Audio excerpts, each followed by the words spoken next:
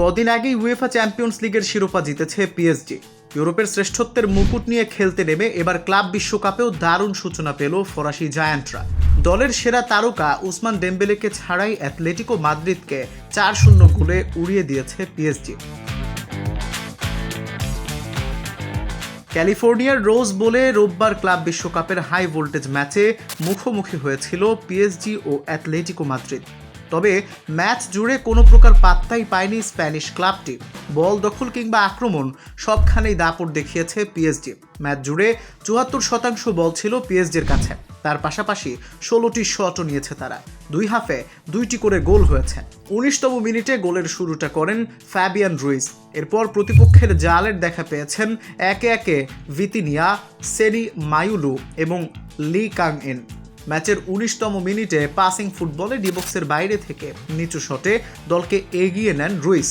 পিছিয়ে পড়ে কিছুটা চেষ্টা চালিয়েছে অ্যাথলেটিকো, যদিও খুব একটা সুবিধা করতে পারেনি তারা। উল্টো প্রথমার্ধের শেষ সময়ে ব্যবধান দ্বিগুণ করে পিএসজি।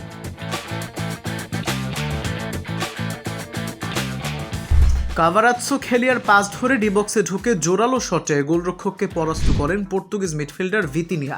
দ্বিতীয়ার্ধে বেশ কটি সুযোগ পেয়েও কাজে লাগাতে পারেনি অ্যাথলেটিকো। এর মধ্যে একবার জালও খুঁজে পেয়েছিল অ্যাথলেটিকোর আর্জেন্টাইন তারকা হুলিয়ান আলভারেজ।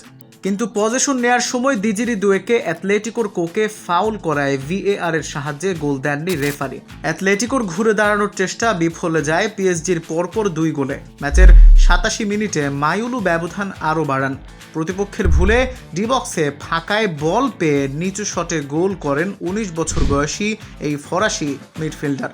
আর যোগ করা সময়ের শেষ মিনিটে সফল স্পট কিকে অ্যাথলেটিকোর কফিনের শেষ পেরেক ঠুকে দেন দক্ষিণ কোরিয়ার midfielder কাগেন। Al Mahmud, ultimate sports.